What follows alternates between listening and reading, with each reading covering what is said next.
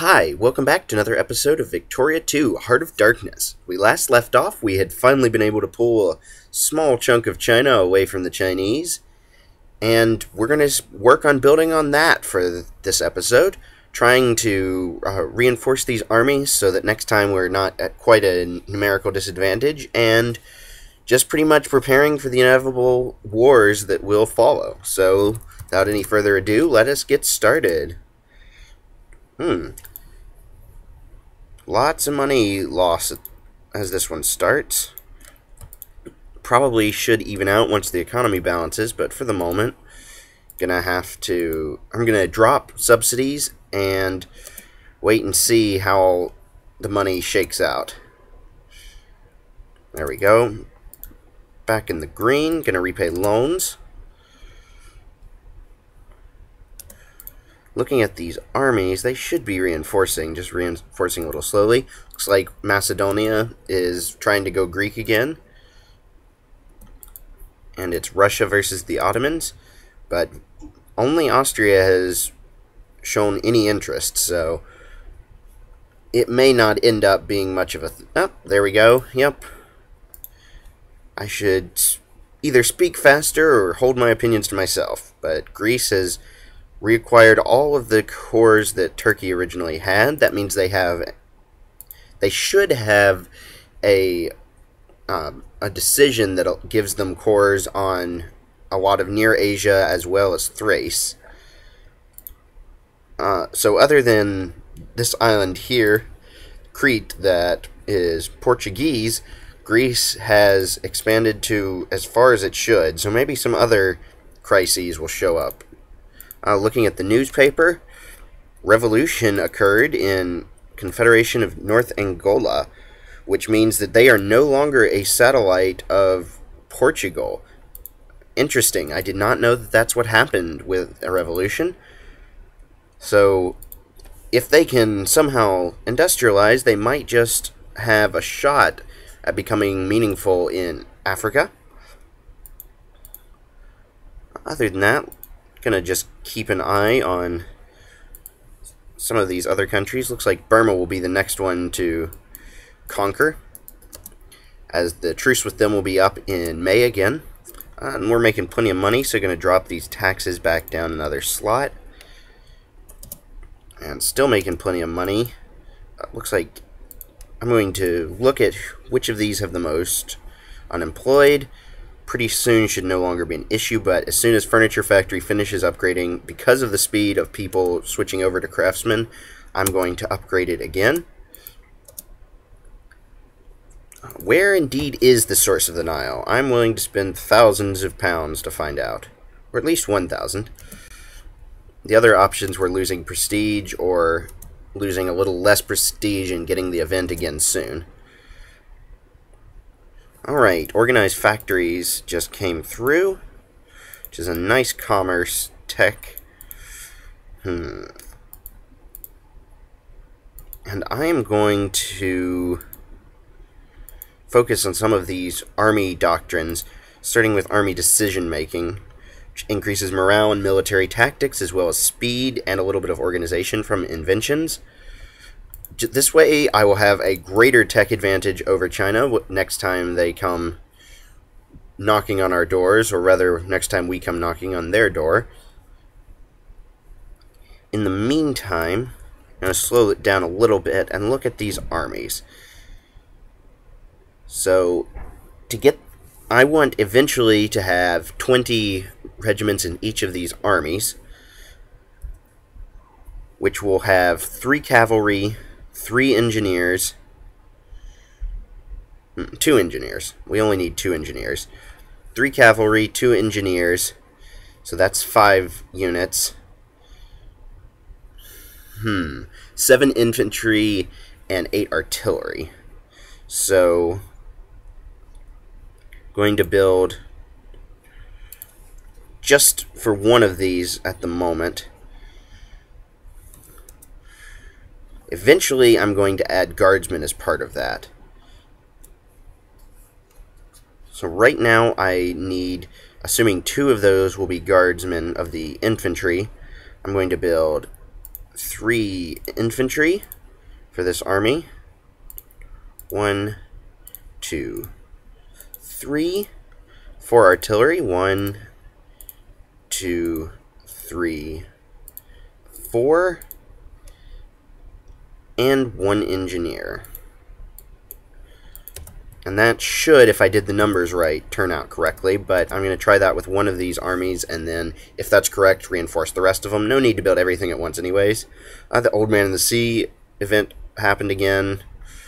I'm just going to take the lower militancy. The fish don't do anything at this point. Looking at the news, that China seems to fear our might. Hurrah. And I need to check in on these new factions. Excellent. We have one that is interventionalism. So I'm going to switch over to the conservative faction, which raises militancy ever so slightly. And doesn't really affect the rebels, at least. So it will be cheaper for me to subsidize all these factories, and cheaper for capitalists to run these factories, and most importantly, now that I am interventionalist rather than state capitalist, capitalists will actually spend money to upgrade instead of just building new factories. On top of all that, I'm going to... First, how many... Japanese Bonin has 450 people. I do not need that to have a factory, but if I don't build it, it may be a while before they try and build any other factories, so I'm going to spend the money and speed up all of these railroads and factories. Doing it again, as the increase in demand from them buying all of these at once quickly increases the price on some of these goods. I'm going to keep doing it. I'm happy to spend all this money on railroads. Though also going to upgrade some naval bases while I'm thinking of it. The one in Hawaii should be upgraded too. Once I have the cash again, that way I can use it as a jumping off point for colonization when and if I get the techs necessary before anybody else to grab some of these here in the Pacific. There we go, upgrading the naval base. One of our generals has died. It's a shame, but off the top of my head I don't know which one that is, so it's not really a big deal. I won't miss him if I don't know who he was. That's the idea anyways. Thinking about dropping taxes, but really don't need to, at least for the moment. Missed a couple newspapers. Machine parts have collapsed. That's surprising. And a gentleman cow apparently killed a number of men and women. That's a shame. I don't know where that would have happened, but I assume it happened somewhere in Japan if it's in our news. Apparently, we just found out that Pompeii was destroyed by Vesuvius in 79 AD. Shame that. But history is always a nice little thing to learn about.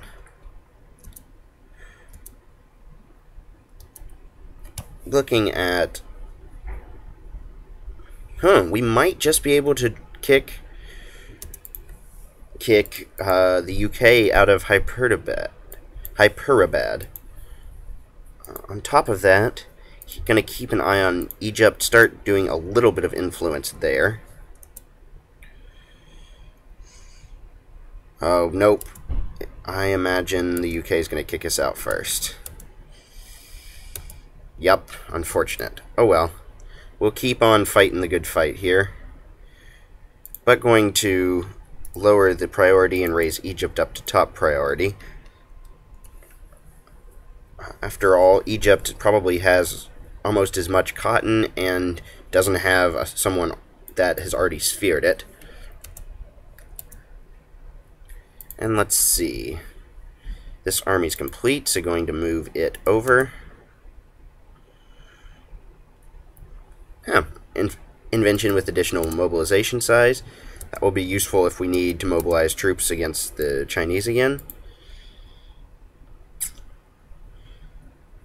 And there's Yeah, I misnumbered that one by 1, it would appear. But maybe just 1 unit of guardsmen will be okay. After all, they're not as good on defense now in Heart of Darkness as infantry are, but they're better on attack. So it won't be terrible to simply supplement this army with it. For the other armies, I'll probably make 1 less infantry and put 2 guardsmen in there. So, for the moment, looking at this, so we're looking at 8 infantry, 2 cavalry, so those will be in the front lines, and then 8 artillery and 2 engineers in the back line. So I'm going to upgrade this army as well with 2 more infantry, 4 artillery, and an engineer. So, oh, there we go. 1, 2 infantry, 1 engineer, and 1, 2, 3, oh, not cavalry, 4 artillery. Just going to slowly upgrade all of these units so that I will be ready to take the war to China.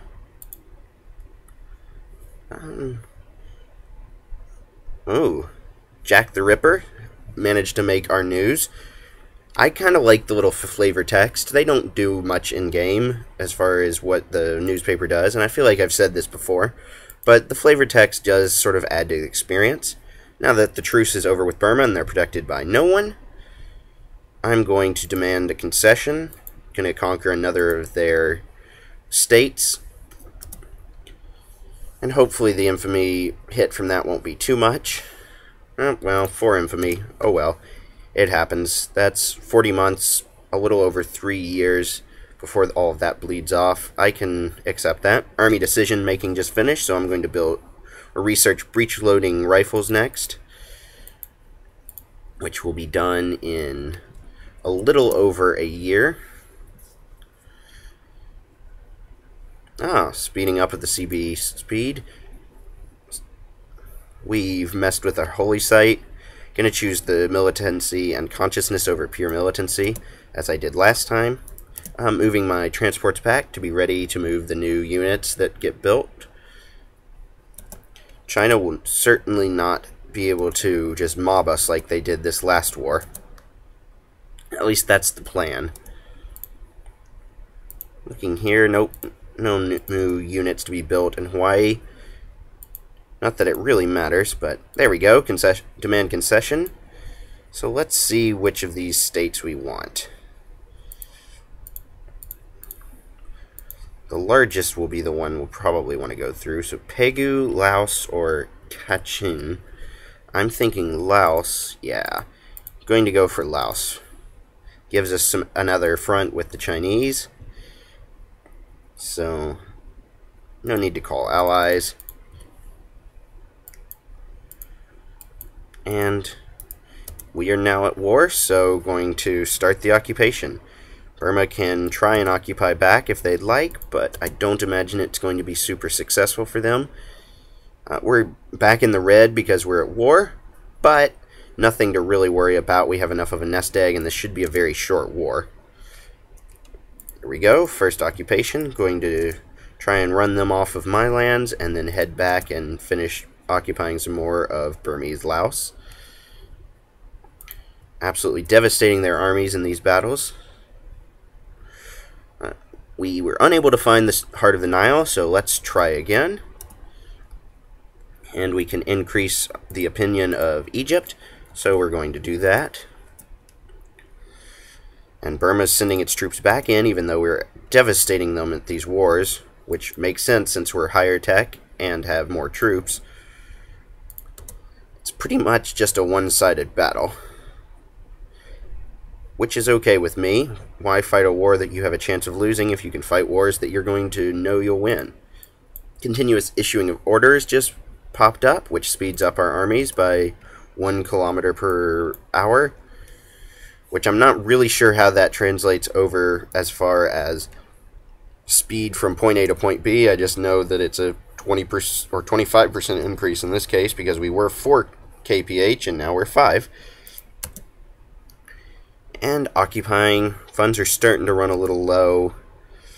Might be trying to beat the clock against this one, so I'm going to raise taxes on the poor. Slows down the speed at which we're losing money. And now we should have plenty of time, about 200 days at the current estimation. So that should be enough time to finish this war. Factory output efficiency tech invention just showed up, which is of course very nice. I can either increase the militancy and consciousness of socialists or allow them to support state-controlled trade unions, which is not a bad political reform, so I'm going to let them want that. If their movement gets strong enough, I'd be more than happy to have state-controlled unions allowed. And our capitalists are very quickly building up a nice new big factory in Kanto. Kansai is filled up again already, which means I need to expand it when I get the chance, but I'll have to wait for the end of this war, I imagine. We just finished another occupation, so going to clear them out of my land and then occupy their last bit of Laos. Although they might...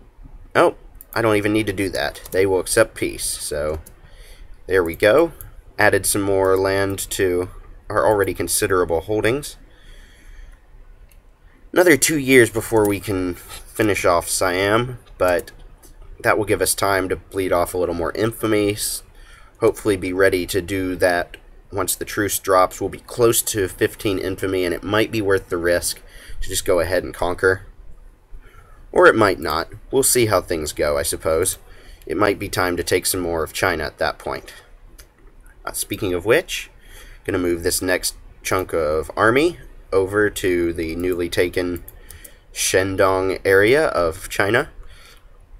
If nothing else, these men will be pretty well supported and ready to defend the newly taken part of the Japanese Empire, and probably be able to advance, but I may wait and try and connect the fronts first. Alright, and this is a good setup, so I'm going to build up some more. 2 infantry, 1 engineer, and 4 artillery. 1, 2, 3, and 4 artillery.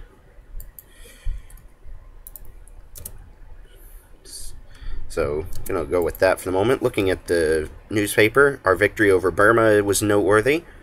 Revolution in Sindh, which is somewhere over here in, yeah, here in India. Ooh, if only I had a little lower infamy, that would be very tempting. But all things in good time, I suppose. I'm going to go ahead and ban the UK from Spain. That way they won't mess with us for another couple of years, and I can build up enough influence to just keep them out for good. I'm building up influence in Egypt. Looks like no one's really competing there, except the Ottomans are slowly trying to compete. So I should be able to put Egypt in my sphere, which eventually means that I can take the decision to build the Suez Canal, which will give me a foothold over here in Africa, as well as giving me a nice little province here in Suez, which it's not very big, but it produces cotton and could make a decent amount of money anyways, and as a nice staging point to perhaps conquer the rest of Egypt, or at least parts of it. But I'm getting ahead of myself. For the moment, imperialist faction, conservative faction's the one we want, but we're still going to go with protectionism. Breech-loaded rifles are coming along nicely. We're going to go with residency here. Again, whatever the conservative faction wants is what we want. And currently none of the voters like them, but like residency at least. But we're going to change that slightly. Alright, additional attack for Navy. doesn't affect the small navy we currently have, but once we eventually have the ability to build ironclads, it will be useful. War between Japan and Burma, a little late to tell us that now. Going to upgrade the steel factory in Kansai. And these capitalists are very quickly whittling away at the amount of money necessary to build the luxury clothes factory, I should say. Looks like conservative factory is pluralism, so I'm going to choose pluralism from this election event. And I can increase the opinion of Egypt, so I'm going to do that.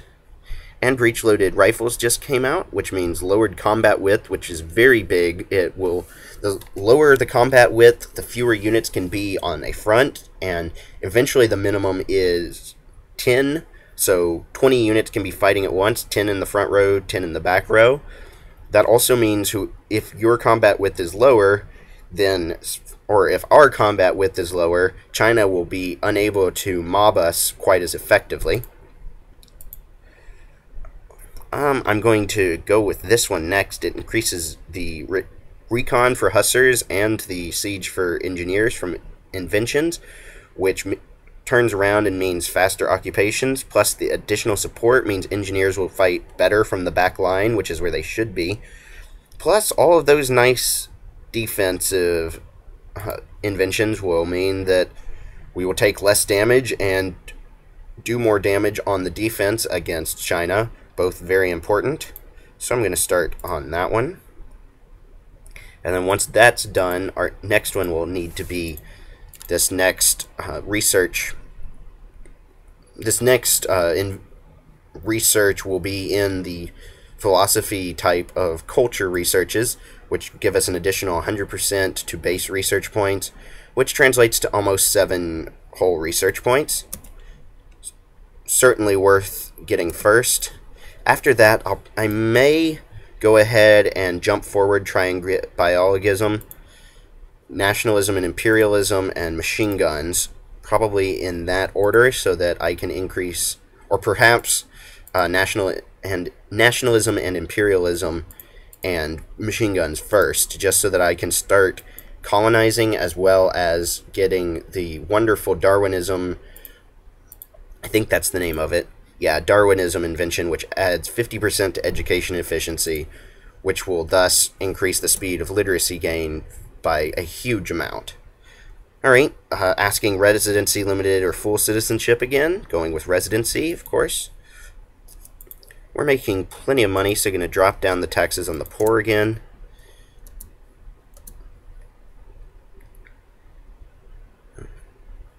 All of these influences are going okay. Nothing really noteworthy. It looks like Seoul finally has 10% capitalists. I'm going to decide on this one.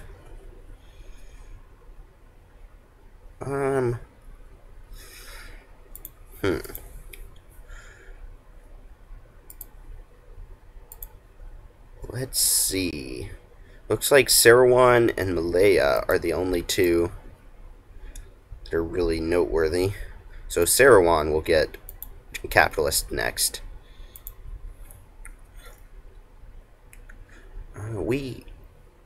The conservative faction is pro-military, so I'm going to choose the pro-military choice here.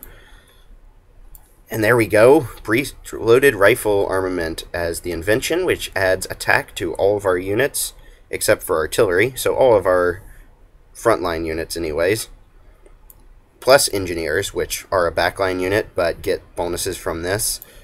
So making us more effective, especially more effective in comparison to China. The next war should not be nearly as difficult against them.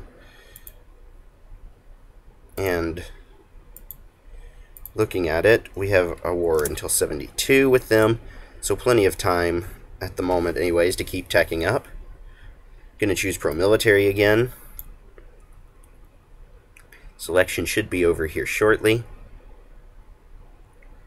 And our units are almost done being built. Choosing pluralism with this election event. Ooh, civil violence. Definitely going to intervene immediately. losing one militancy isn't as big of a... or losing an extra militancy is not worth losing 15% of the population. Especially since I think that might be over here. No, it's not in China, but still, population's important, and we do not want to lose any of it. It's all very valuable. They want to be pacifist, apparently, in this event, so I'm going to choose the one that has the least effect. I certainly don't want any of those pacifists in our great empire. The conservatives stayed in power. That's good. That's certainly the party that we wanted to stay in power. And the rest of these units are finished building, so once they gather up, I will move them to the Korean Peninsula and set them up to join up with these armies. In the meantime, going to build another 2 infantry, 1 engineer, and 4 artillery. So 2 engineers, or excuse me, not 2 engineers, 1 engineer, 2 infantry, 2 guards too, since now I can in fact build guards. So 1, I can't build any guards from here, so 2 guards, and 4 artillery. I'm going to change the rally point from there to over here, that way it doesn't join up with the army without me wanting it to, but I'm going to build some 4 Korean artillery here in Korea. Might as well let the locals do some of the fighting after all. And I'm going to raise taxes on the middle and the rich and the poor to help pay for this, because I know the maintenance is going to be rather high. I can either gain a CB on UK that I will never use, or gain some prestige. Going to go with gaining some prestige. Looking at our score, our military and industry are coming along pretty nicely. I'm going to check where we are in relation to other great powers. We're catching up to Russia and should pass them here pretty soon, and then we'll be quite a ways off of the US and Prussia. Still quite a ways from the UK and France, but it's still early, and if we can keep teching up, our army should continue to gain in power. Plus, once we get some more naval power, that will increase as well. Speaking of which, going to expand another naval base. I will need some additional supply, which will turn around and be additional colonial power, which will turn around and allow us to colonize more once we get those technologies. Oof, it looks like we've run up against the supply points here. I certainly need to do inorganic chemistry here pretty soon. Perhaps between the research points and the techs necessary for colonization, I will get organic chemistry. I don't want to start taking attrition except for when just the 2% minimum for occupation. And I'm going to just go ahead and wait on these units to build. Apparently canned foods at a bit of a premium at the moment, since it seems that we are having problems getting canned food, and that's slowing down the building. Another nice invention that increases factory output efficiency. And Kansai is just growing at a crazy rate. These capitalists really need to build some more things in Kansai here. I don't know why they are not, but they'll get around to it sooner or later. Upgrading another naval base, and we found the source of the Nile, gaining 105 prestige. Holy hell, that's a lot.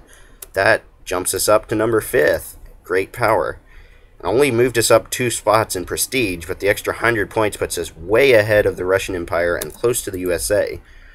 So that was a huge boon for us. I am amazed that we managed to get that much prestige. Wow. Amazed and very happy about it, of course. And point defense system just finished, so I'm going to start on analytical philosophy. analytic philosophy, excuse me, which will take about a year and a half, but will be worth it just for the huge increase in research points.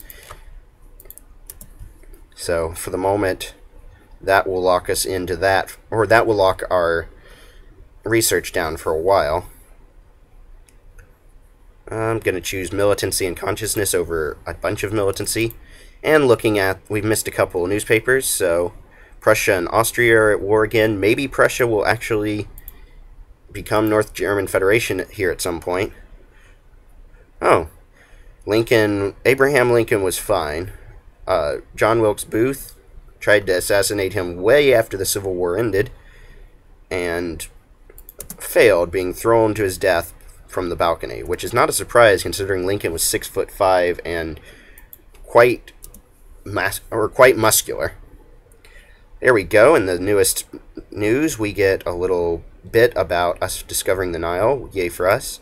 Flexible firepower, additional defense to our army. The next time we fight China, it will be even more one-sided, as they are still, at best, having one or two technologies, and that's assuming that they choose military techs, which we have no way of knowing, but I imagine that they won't have chosen all of them, whereas we are soon to be researching machine guns, and will be just cutting through their armies like a knife through hot butter, if you excuse my cliche. This army's done, so going to move it over here, and move them up to join up with one of these armies. While I'm at it, I'm going to set up 1, 2, 3, 4, 5 guards to be building to fill up the rest of these units, especially since we're starting to run low on Japanese soldier pops, even if there are plenty others. So 1, 2, 3, 4, and 5. But at the same time, our number of pops, or our number of soldier pops, is still increasing, so, because we are spending the 61% on defense spending, so they're making plenty of money as soldiers, and thus turn around and more of them promote. So it's not a big deal, but for the moment we are running a little low. There's the second invention that adds to defense, which is very, very nice. And we can add Egypt to our sphere of influence. So I'm going to lower the priority down to 1, but now Egypt is part of our sphere. Once I get through, 10 years down the road, once I get this next one in philosophy, since there's 20 years between it and anti-rationalism, as well as biologism, and at least nationalism and imperialism, and maybe a couple of these. Basically, once I get some more of this culture stuff, I might eventually take the military-industrial complex as it'll be a minor negative to Navy, but will allow our army and industry techs to catch up to the rest of the great powers very quickly, and it's probably worth it at that point. But of course, it's quite a ways down the road, not going to make any decisions yet, but that's the plan. And new year, upper house has barely moved. I'm going to stop it here for today, but we are preparing for another war, another inevitable war with China. Made a lot of great strides in our military tech, as well as just technology in general, and our industry, as well as prestige and military power, are slowly building up. We're now number 5 in the world after being number 6 for a long time, so we're in a great place. Only 35 years have passed, so we're a third of the way through the game, and in a good place to be number 1 by the end. So thank you for watching, and check back soon for more Victoria 2, Heart of Darkness.